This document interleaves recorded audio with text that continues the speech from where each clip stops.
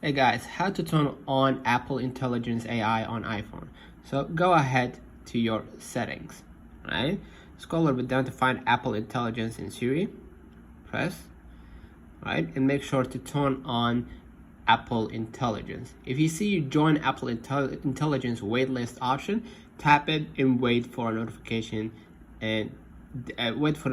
that it's ready. So let me know in the comments if this video helped you. Don't forget to like and subscribe. See you in the next one.